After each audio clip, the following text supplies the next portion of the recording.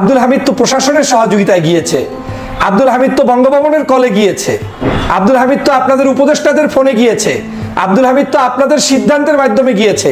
আপনি আবার বাংলাদেশে তদন্ত করে কার বিচার করবেন? জনগণের সাথে এই সকল প্রতারণা, এই সকল রহস্যময় কথাবার্তা বলার দরকার কি আছে আপনাদের? আপনারা জুলাই বিপ্লবটাকে ধ্বংস করে দিয়েছেন। বাংলাদেশের মানুষের চাহিদা কি সেটা আপনারা বুঝতে অক্ষম হয়েছেন। আপনারা আব্দুল হামিদকে বাংলাদেশ থেকে অন্য দেশে যাওয়ার সুযোগ করে দিয়ে এখন আবার বলছেন হামিদকে এই দেশ থেকে অন্য দেশে যাওয়ার সুযোগ যারা করে দিয়েছে তাদেরকে আইনের আওতায় আনবেন। আপনি আইনের আওতায় আনবেন বাংলাদেশের প্রেসিডেন্ট ভবনের কোনো একজন নির্দেশদাতাকে, আপনি আইনের আওতায় আনবেন আপনি আপনার নিজেকে, আপনি আইনের আওতায় আনবেন আপনি আপনার উপদেষ্টা মণ্ডলীদেরকে। কি সব কথা বলে, কি আজগুবি মন্তব্য করছেন আপনারা। একজন সাবেক প্রেসিডেন্ট বাংলাদেশ থেকে যাচ্ছে, এটা আবার আপনাকে তদন্ত করে তারপরে নিশ্চিত হতে হবে কে অর্ডার দিয়েছে কে দেয়নি। আহাম্মক মনে করেছেন আমাদেরকে? বাংলাদেশের মানুষ কি কিছুই বোঝে না? গরু ছাগল মনে করছেন তাদেরকে যে যা খাওয়াবেন তাই খাবে? এটা কোনো সাধারণ নাগরিক নয়, এটা কোনো ছাত্রলীগের ওয়ার্ড পর্যায়ের কর্মী নয় যে কিভাবে পালিয়ে গিয়েছে আপনি তদন্ত করবেন। বাংলাদেশের সর্বোচ্চ এই আওয়ামী লীগের আমলে সবচেয়ে বেশি সময় ধরে যেই ব্যক্তি প্রেসিডেন্ট ছিলেন সেই আব্দুল হামিদ, একজন যিনি খুনের আসামি, তিনি পালিয়ে গিয়েছেন। আর আপনি বলছেন কারা পালিয়ে গিয়েছে, কিভাবে পালিয়ে গিয়েছে, এর প্রত্যেককে আইনের আওতায় আনা হবে। আপনি কাকে আইনের আওতায় আনবেন? ধান্দাবাজির একটা সীমানা থাকা দরকার। বাংলাদেশের জনগণের সাথে প্রতারণার একটা সীমানা থাকা দরকার। জনগণ 2000 মানুষের রক্তের বিনিময়ে জুলাই বিপ্লব সাধিত করেছে। এখন পর্যন্ত 50,000-এর অধিক মানুষ আহত, যাদের চিকিৎসা হচ্ছে না ঠিক মতো। আর আপনি বলছেন যে আব্দুল হামিদ কিভাবে পালিয়ে গেল সেটা দেখা হবে, তদন্ত করে আইনের আওতায় আনা হবে। কাকে আনবেন? কোন অফিসারকে আনবেন? সাধারণ একজন পুলিশ অফিসারকে আপনি এক স্থান থেকে আরেক স্থানে আপনি তদন্ত করে তাকে আরেক জায়গায় আপনি কি বলে পাঠিয়ে দিলেই কি আপনার বিচার হয়ে গেল? আব্দুল হামিদ যাওয়ার পরে আপনি এখন নতুন করে শুরু করবেন, দুই একজনকে অভিযান করে তারপরে গ্রেফতার করবেন, তাতেই হয়ে গেল? আমি আজকের সকালের ভিডিওতে বলেছিলাম যে আব্দুল হামিদকে পাঠানোর আগে আপনাদেরকে দেখা উচিত ছিল বাংলাদেশের যেই মানুষগুলোর উপরে জুলুম হয়েছে, অত্যাচার হয়েছে, নির্যাতন হয়েছে, দেশনেত্রী বেগম খালেদা জিয়ার উপরে হয়েছে, জামাতের নেতৃবৃন্দের উপরে হয়েছে, চরমনের পীরের উপরে হয়েছে। বাংলাদেশের সমগ্র রাজনৈতিক দল অ্যাকসেপ্ট, সামান্য চিকিৎসার জন্য যেতে পারে নাই বিদেশে। ডক্টর মোহাম্মদ ইউনূস আজকের প্রধান উপদেষ্টা, তিনি পর্যন্ত ওই নিচতলা থেকে 6 তলা 7 তলা 10 তলা পর্যন্ত বিচারের জন্য হেঁটে হেঁটে উঠতে হতো, তারপরে লোহার খেঁচার ভিতরে ঢুকে তারপরে মামলার হাজিরা দিতে হয়েছে। এগুলো থেকে আপনাদের শিক্ষা হয়নি? শিক্ষা এজন্যই হয় না কারণ জুলাই বিপ্লবের আপনারা অংশীদার না। শিক্ষা এজন্যই হয় না আপনি রক্ত দেন নাই, আপনার আত্মীয় রক্ত দেয় নাই। শিক্ষা এজন্যই হয় না যে আপনি এখন পর্যন্ত গত 16 বছরে কোনো আওয়ামী লীগের জুলুম অত্যাচারের শিকার ছিলেন না।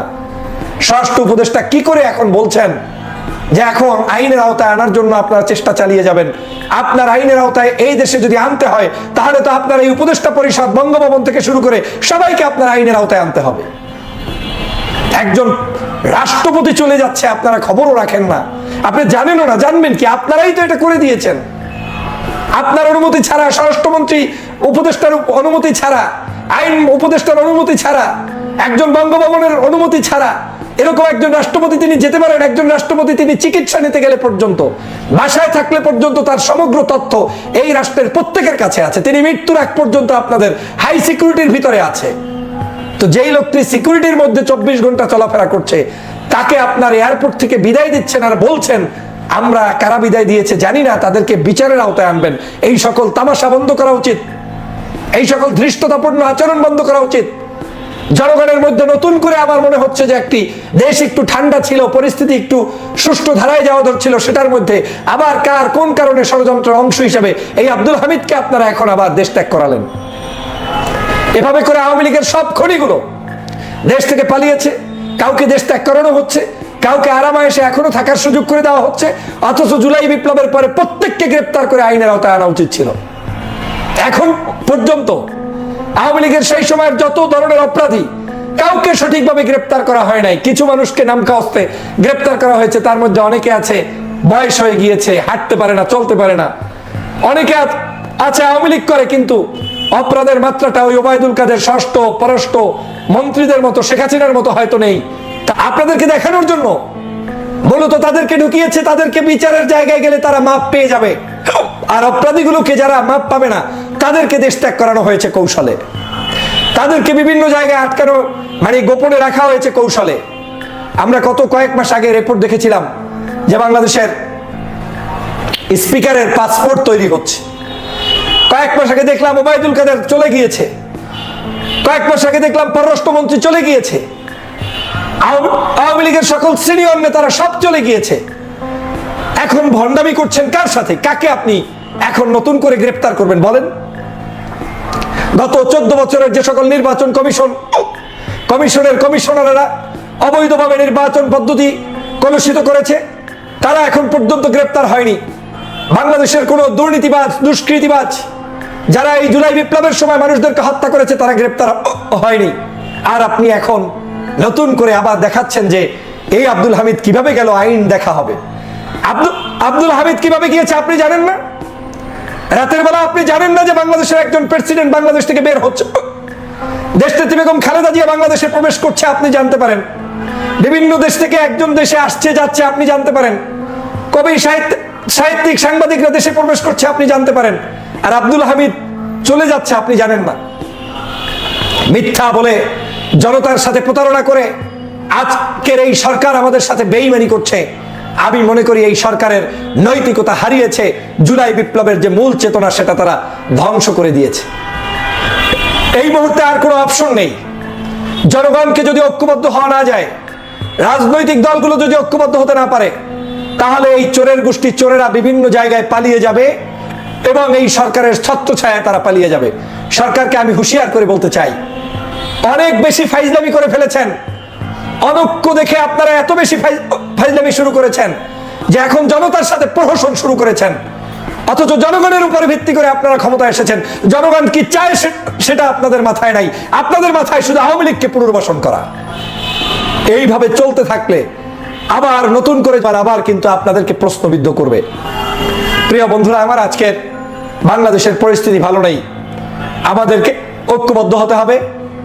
এই উপদেষ্টা পরিষদে যারা আছে, আমি বহুবার বলেছি, একজনের মধ্যেও সেই জুলাইয়ের চিন্তা চেতনা নেই। চেয়ার পাওয়ার পরে সবাই যার যার মতো ব্যস্ত হয়ে পড়েছে, যার যার মতো কাজে ব্যস্ত। একটু বিপদে পড়লে ফেসবুকে পোস্ট করে আর বলে যে আমরা এই কারণে পারছি না, ছাত্র আছে মাত্র 2 জন, আমরা কি করব। আর অনৈক্য বিস্তারের জন্য ওনাকে ফেসবুকে 24 ঘন্টা লেখালেখি করতে থাকে। বাংলাদেশের রাজনৈতিক দলগুলোকে শত্রু বানানোর জন্য ওনারা ওনাদের মতো মন্তব্য করে, ওনারা নিজেরা দল গঠন করে, ওনারা যা ইচ্ছা তাই করে। আর যখনই বিপদে পড়ে তখন বলে যে আমরা কিছু জানি না, আমরা ছাত্র মানুষ, আমরা মাত্র 2 জন। আপনারা 2 জন পদত্যাগ করে বের হয়ে যান, রাস্তায় নেমে আসুন। তারপরে মানুষের কাতারে দাঁড়িয়ে সরকারের বিচার চান। যারা যারা অপরাধী তাদেরকে গ্রেফতার করতে সবাই নেমে আসুন। আপনাকে ওখানে থেকে করতে বলছে কে যদি কিছু করতে না পারেন। আর মানুষের মধ্যে অনৈক্য তৈরি করে দিবেন, বিভিন্ন রাজনৈতিক দলগুলোকে বিতর্কিত করে দিবেন, জামাতকে যুদ্ধাপরাধী বানিয়ে দিবেন, বিএনপিকে চোর ডাকাত বানিয়ে দিবেন, অন্য দেশপ্রেমিক রাজনৈতিক দলগুলোকে অপরাধী বানিয়ে দিবেন। নির্বাচনের কথা বললে আপনি অসুস্থ হয়ে পড়বেন। বিভিন্ন ধরনের মন্তব্যগুলোর বিরুদ্ধে আপনারা কথা বলবেন। আর আপনারা এখন যখন এই ব্যাপারে প্রশ্ন তোলা হয় তখন আপনারা চুপ করে থাকেন, তখন আপনারা মন্তব্য করেন। এটা হতে পারে না প্রিয় ভাইরা আমার। সে কারণে বলছি, আজকের এই চরম মাত্রায় একটি নতুন করে ষড়যন্ত্র চলছে। এই ষড়যন্ত্র থেকে আমাদেরকে রুখতে হবে এবং সবাইকে ঐক্যবদ্ধভাবে এই ষড়যন্ত্র মোকাবেলা করে এই ষড়যন্ত্রের পাড়ি দিয়ে আবার দেশ গঠন করার জন্য সবাইকে এক হতে হবে। এই সকল ষড়যন্ত্রের হাত থেকে যদি দেশকে আমরা রক্ষা করতে না পারি, তাহলে আমাদের এই প্রিয় মাতৃভূমি নষ্ট হয়ে যাবে, ধ্বংস হয়ে যাবে।